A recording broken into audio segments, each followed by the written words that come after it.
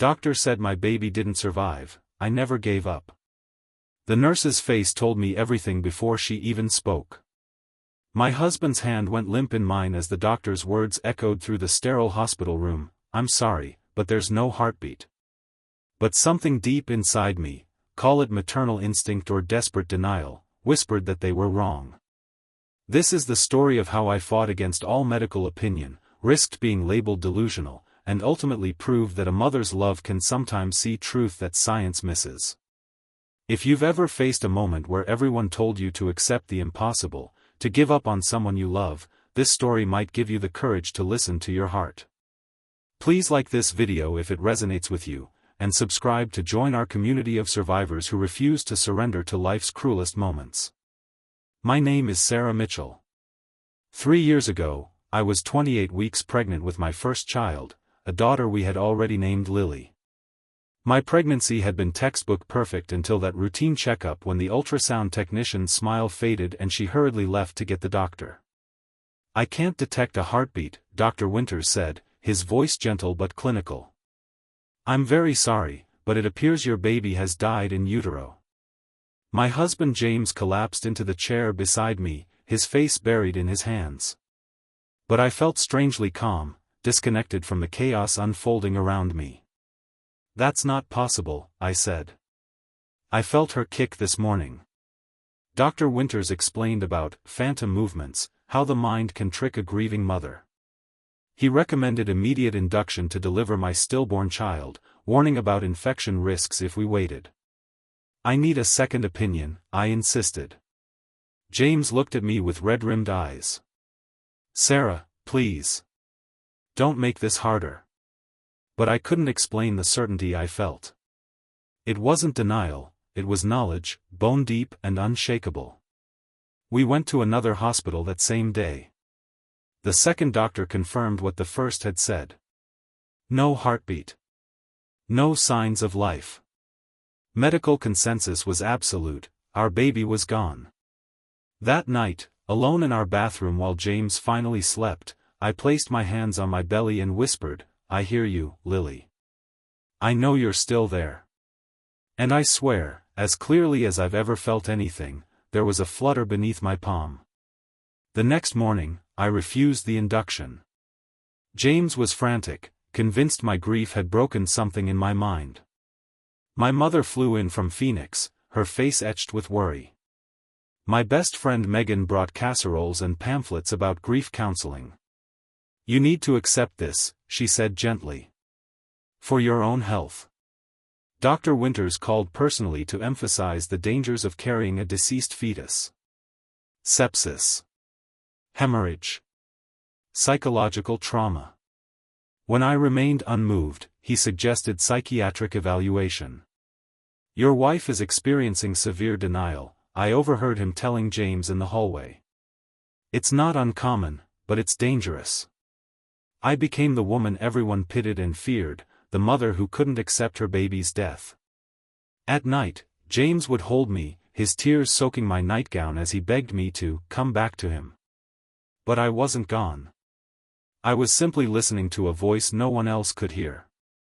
3 days after the diagnosis, I woke at 3 a.m. with absolute clarity. I shook James awake.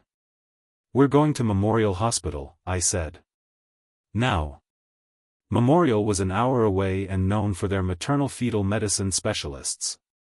James argued, pleaded, but something in my expression must have reached him. He drove in silence, gripping the wheel so tightly his knuckles shone white in the dashboard lights. Dr. Elena Patel was the specialist on call that night, a woman with 20 years of experience and eyes that missed nothing. She listened to my story without interruption, her face unreadable. I understand your colleagues have confirmed fetal demise, she said finally. But I'll examine you myself. The ultrasound room was dimly lit, the gel cold on my swollen belly. James stood in the corner, arms crossed, preparing himself for another confirmation of our tragedy.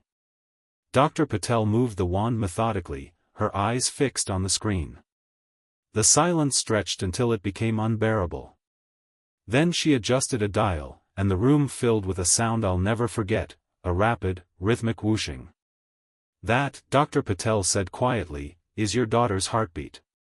James made a sound between a gasp and a sob. "How is that possible?" "Two different doctors." "It's faint and irregular," Dr. Patel explained, still moving the wand. "And there's an unusual echo effect from the placental position that could mask it on standard equipment. Your baby is alive, but she's in distress. We need to monitor her closely." I lay there, tears streaming into my hair, vindicated but terrified. Lily was alive, but for how long? The next weeks became a blur of hospital rooms and medical terms.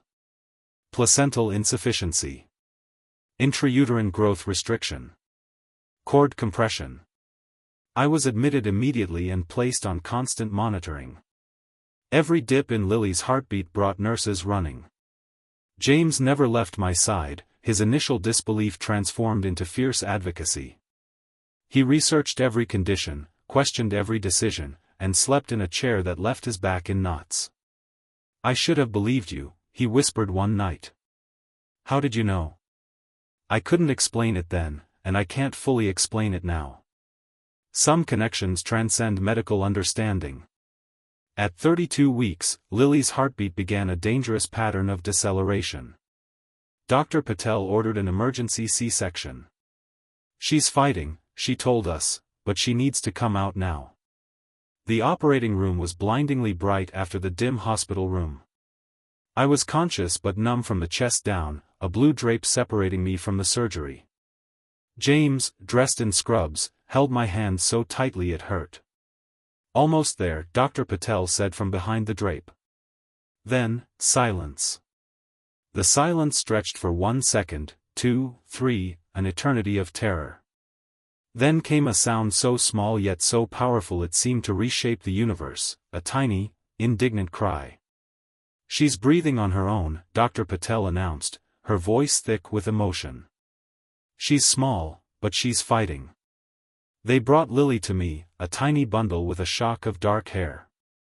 She weighed just 3 pounds, her skin nearly translucent, but her eyes, when they fluttered open briefly, were alert and focused directly on mine. "Hello, fighter," I whispered. "I knew you were there." Lily spent 6 weeks in the NICU. There were setbacks, a lung infection, feeding difficulties, one terrifying night when her oxygen levels plummeted. But she proved as stubborn as her mother. The doctors who had pronounced her dead came to see her. One broke down in tears, apologizing profusely. The other became defensive, insisting it had been a resurrection case, something that happened once in a medical career. I didn't care about blame or explanations. All that mattered was the tiny girl growing stronger each day, her grip on my finger becoming more determined, her cries more insistent. The day we brought her home, our house was filled with yellow roses, symbols of friendship and new beginnings. Friends who had doubted me now celebrated with us. My mother couldn't put Lily down, marveling at her perfect fingers and toes. James transformed our living room into a nursery since I couldn't manage the stairs to the room we'd originally prepared. He painted clouds on the ceiling, "So she'll always look up," he said. Recovery wasn't linear for any of us. I developed postpartum depression, made worse by flashbacks to those days when everyone thought I was delusional. James struggled with guilt that manifested in overprotectiveness. We both jumped at every cough, every unusual sound Lily made. But we healed, together. We found a therapist who specialized in birth trauma. We joined a support group for parents of NICU graduates. Slowly, we learned to trust the doctors, each other, and our own instincts. Lily thrived despite her difficult start. By her first birthday, she had caught up to her developmental milestones. She walked early, talked early, and developed a laugh that could light up the darkest room. Today, Lily is 3 years old, a whirlwind of energy with her father's dimples and my stubbornness.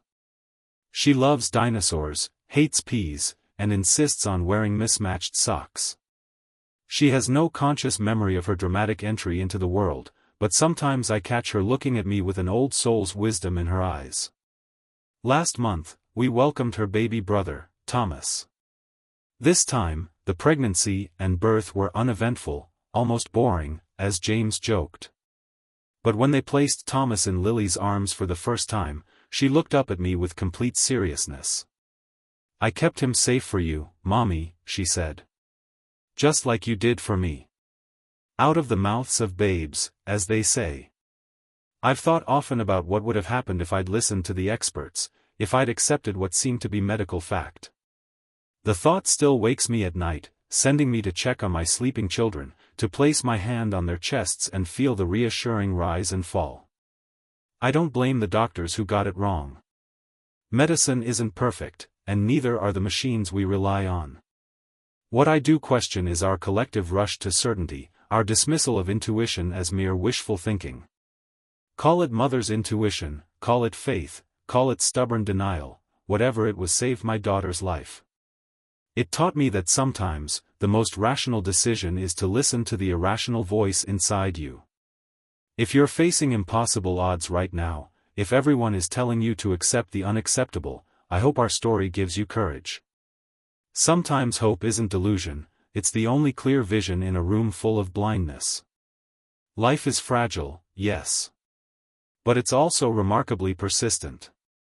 It finds ways to continue, to thrive, even when all evidence suggests otherwise. Like this video if our journey touched your heart, and subscribe to hear more stories of hope defying the odds. Remember Lily's lesson, sometimes the smallest fighters have the strongest spirits. And if you ever find yourself alone in your belief, standing against expert opinion and well-meaning advice, ask yourself, what do I know that they don't? What am I hearing that they can't? Sometimes, the answer will save you.